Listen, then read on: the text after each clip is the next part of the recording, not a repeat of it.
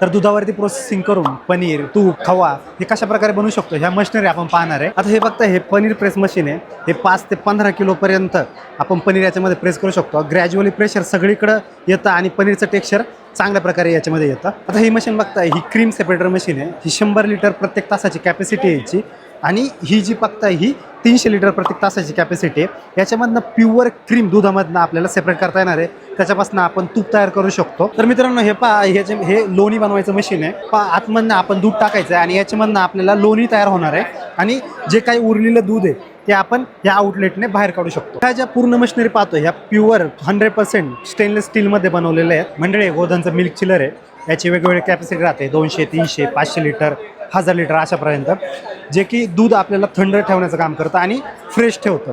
जे काही दूध संकलन केंद्र असतात किंवा डेअरी फार्मर आहे त्यांसाठी अत्यंत उपयोगीचं आहे. गोधनच्या ह्या डेअरी मशिनरी तुम्हाला मागवायच्या असेल तर तुम्हाला स्क्रीनवरती नंबर दिलेला आहे, त्यावरती जाऊन तुम्ही बुकिंग करू शकता. ऑल ओव्हर इंडिया तुमच्या घरपोच ह्या प्रोडक्टची डिलिव्हरी होईल.